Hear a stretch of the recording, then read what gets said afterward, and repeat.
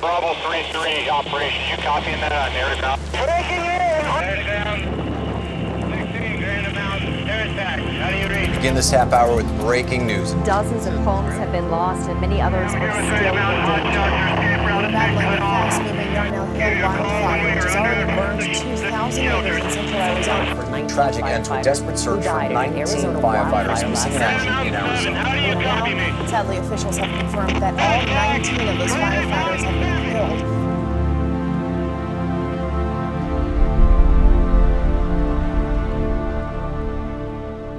After the Yarnell fire, the Granite Mountain disaster where we lost 19 hotshots, and the hotshots are the ones that go right into the fire, we were tasked with providing debriefing. When someone experiences a traumatic event, there's no set of criteria. Some people shut down, some people turn to alcohol, some people end up going through all kinds of mental distress. And my name is Carol Gandolfo. I'm a psychologist in Sedona, Arizona.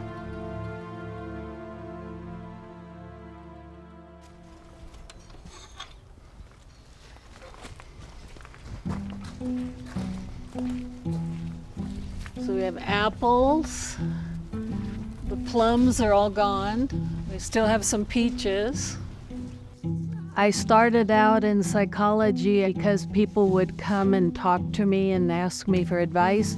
I would take on any case that I found difficult because every case you take on, you're going to learn from it. In the regional center system, I developed a reputation for helping people where other people couldn't do it. It was just learning to connect to that person and think about what they're dealing with so that you can better their lives. Dr. Gandolfo had been a licensed psychologist for over 20 years. She held some important prominent positions in the state of California. She moved out to Arizona with her husband, and she still wanted to keep practicing her trade, helping people oftentimes in a volunteer capacity, including the fire department up there and others. She had an out-of-state license that was in good standing, and so she applied for licensure with the board, and they denied it. Well, when we moved here, I never thought that I couldn't practice. I mean, it was like I had a license, I was good at my job.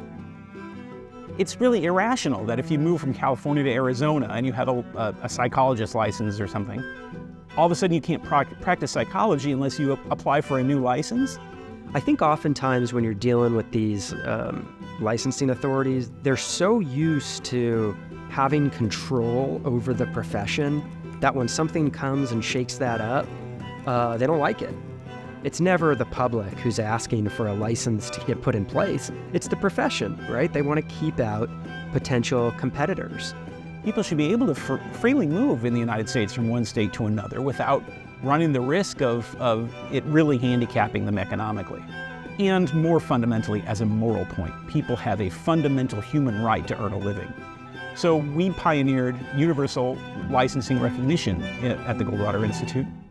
And the way the law reads is if you have a license from another state and you have had that license for a year or more, and your license is in good standing, you don't have anything against you on your license, that you qualify for licensure in the state. And I was invited to meet with the governor, and we were on the Capitol steps when he actually signed the universal recognition law. So I was told I could apply, and I applied and was promptly rejected by the Board of Psychology. When we learned that happened, we wanted to make sure that she got the representation that she needed to fight against that. We think it's important that after good reforms are passed, that they're enforced properly by the courts. So that's exactly what we did in Carol's case. And let me tell you, it was hard.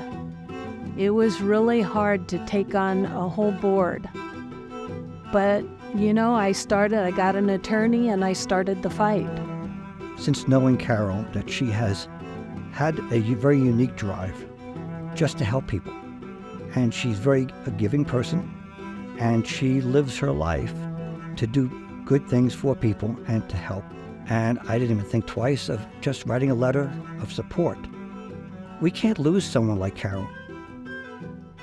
It was an awesome feeling that so many people stepped up. That it just, it's hard to describe that people will come forward and acknowledge that, yes, you're doing something and you're doing it for the good of others. What more could you ask for in life? We live in a society where oftentimes it's hard for just the average person to get legal representation to fight back against the government. If it weren't for public interest groups and organizations like the Goldwater Institute, they just wouldn't have a way to fight back in their case and in the case after theirs that's going to set the precedent that's going to prevent this from happening again. And it took 2 years, but we prevailed. And it was just, I think, a few weeks later that the license came through. Well, it is very freeing to be able to work with people, and there's such an enjoyment of knowing that now I can talk to people from a psychological point of view. We couldn't do the work we do without the support of groups like Atlas Network, who see what's happening in the country, who can observe the organizations and individuals that are making a difference in various areas, and then who support that work.